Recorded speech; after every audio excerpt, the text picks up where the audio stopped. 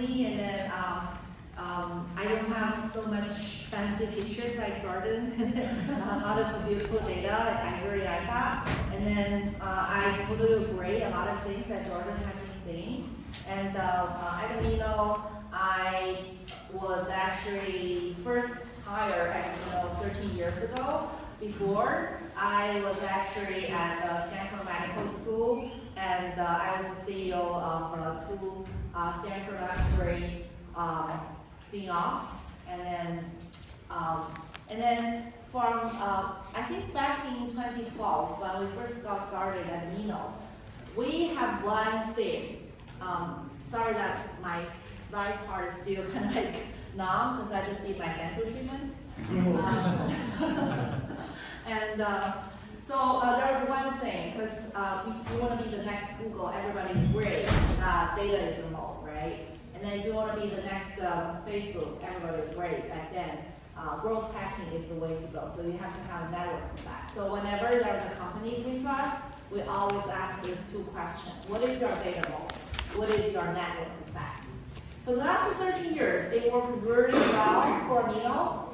We have been angel investor for over 20 unicorn companies, and then we're pretty happy, right? And then China Financial, we were first money, which just went IPO last June. And then we were their first money, a lot of people probably years away. And the Asian grocery shopping unicorn, and Backflow, the first no-code platform, and Rippling, and we felt like, oh, that's it, right? The end of the ultimate solution. But once the ChatGPT launched in November 2022, and then we realized this is not just the data first, data centric.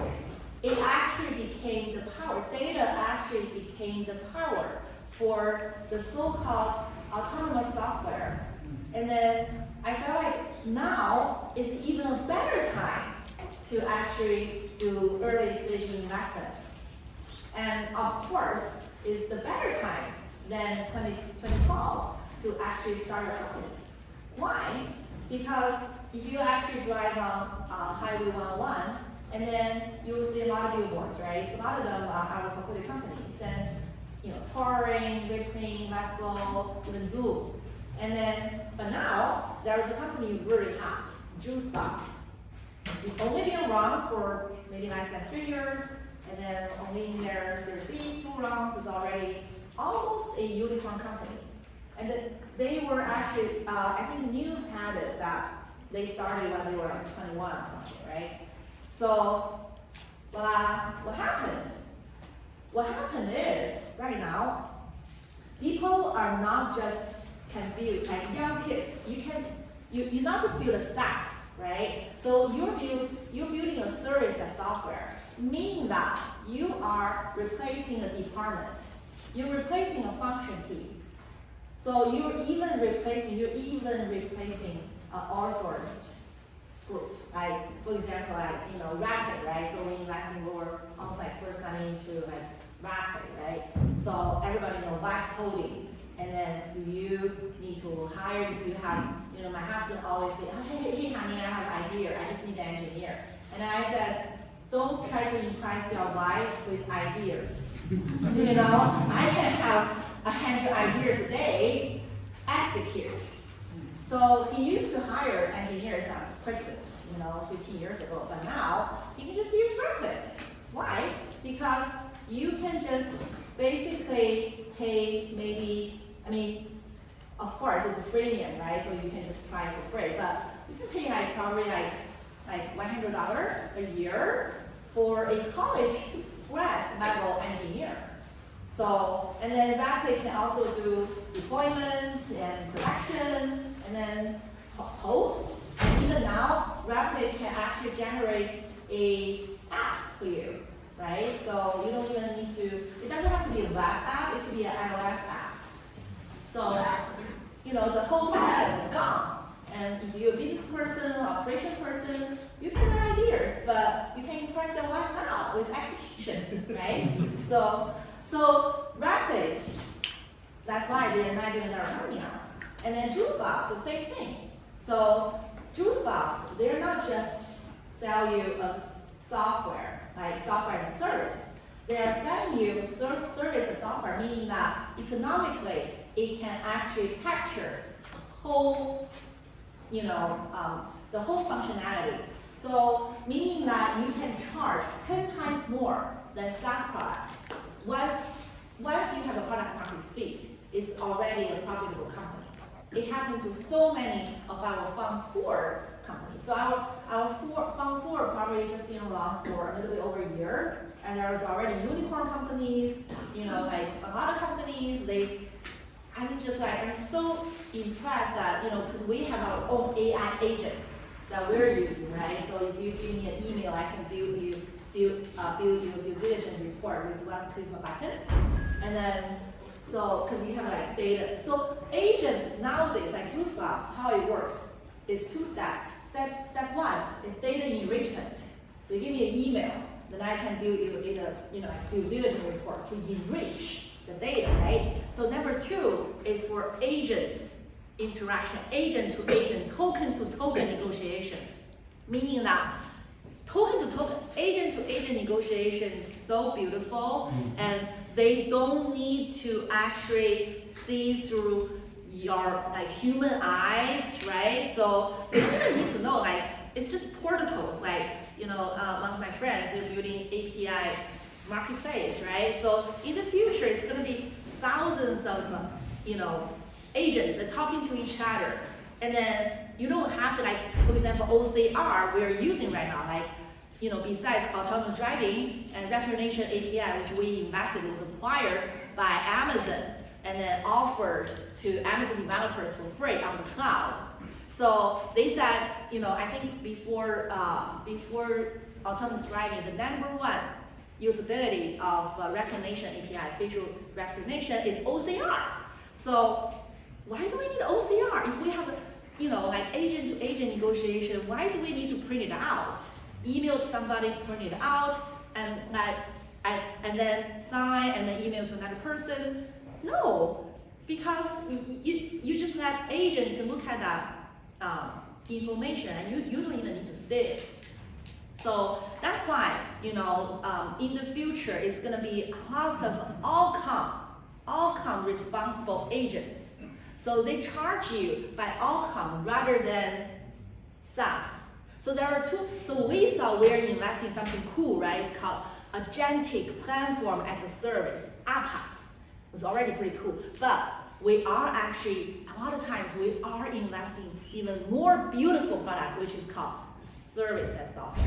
Just like Juicebox, right? So you just have to, type in your intent, and then number 1, data enrichment. It gives you candidates from all over the web, right? Brought the web for you, and then publish the data with emails, phone numbers. And then number 2, agent to agent negotiation. From your side, you have an agent, and then it can simultaneously talk to so many candidates. And all those candidates, you have a score, matching score, right? So you can choose who are the candidates you want your agents to talk to, and then they can schedule interview for you. So do they need headhunters? That kind of business is gone for this specific company if you use Juicebox, right? So, and then, we have this so-called barbell kind of strategy. So, either you're a new type of service as software, outcome responsible software, autonomous software, which are brand new, or you are the infrastructure layer. You have seen a lot of the companies, one of our partner, his daughter quit Stanford and started a company called Flapping Airplane. You probably heard about them, and they were a state-run company, $1.5 billion company. So people in Silicon Valley, we also wanted to bet on infrastructure, right? So we are hedging the next wave of algorithm, better large language model, taking advantage of less data, and then we're betting on world models, right? So one of our companies, they just pivoted from video generation to data providers to word models. So you can see this type of foundation, new type of foundation model are actually, very popular, people betting on them. I think one of the reasons is, you all know what happened right now in academia. A lot of the professors have hard time to get fundings, and then the computing power are actually owned by private sectors. So that's why they don't have money anyway. And but on the other hand, this type of thing always come hand in hand, right? On the other hand, there is so much money coming to bet on the next type of foundation model. So that's why there is this new domain, like flying airplane, word labs, AMI, from Yang Kun, called Neolabs. So I think it's totally understandable, and then if we have the opportunity, we wanted to bet on that as well. Like we also bet early on company like the Matrix. We spent time with them at Qatar at the Web Summit, and so they are almost like a $2 billion company. They're competing with NVIDIA. So if you are in research, you are in academia, and I think you also fit the bill, because a lot of the VC now have this so-called barbell strategy. So in the middle are beautiful, market status quo, which are SaaS, right? Enterprise software, and they're kind of scared, and that's why their stocks not performing very well, because they're expensive, and then a lot of employees, and so if they don't actually take advantage of this autonomous software idea, and then their market, their cake is gonna be eaten. But a lot of people, I was actually giving this talk at the Woman VC Summit, and there was a software company employee. She actually came to me and saying, yeah, a lot of people are gonna lose their jobs, and what next? So I feel like what happened is in the future. So it's gonna be like the tech giants.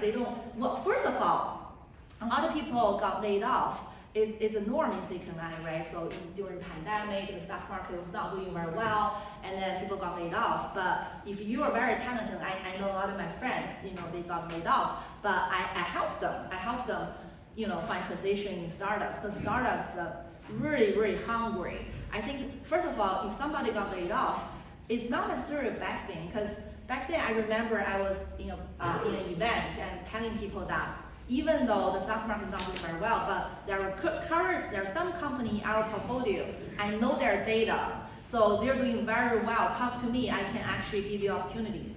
But on the other hand, I feel like those companies are actually in war. So we are now in AI wars. You heard the story of XAI today, what happened, and you heard the story of Sergey went back to Google. Have you visited the new visitor center at Google? In that building was actually belongs to Google DeepMind, and it's a beautiful building, right? So all the resources now, and then Google and DeepMind is doing very well, Gemini is doing very well. So because they're in war, so that is why there is a lot of things happening and a lot of layoffs. If you're not in the core of AI, and then your job is not secured.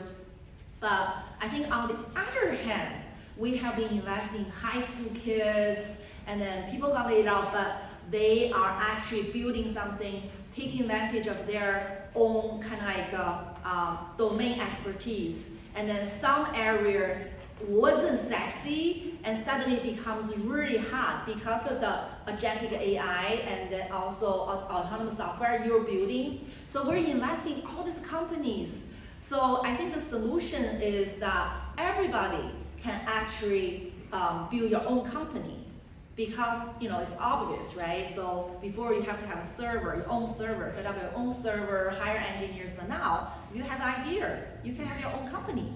So I think that's the ultimate solution that I actually am very passionate about. That's why we're building it. That's why I was spoken at the UN, and then we're talking about like human trafficking using AI to actually, build a shield for the most vulnerable, for women and children, right? So, like before it wasn't sexy, it's not really profitable, but now, because the cost is really, really low, you can do it. So why not? Because, life is very short. We wanted to make sure that, we're supporting those ideas that actually worth our time. All right, thank you.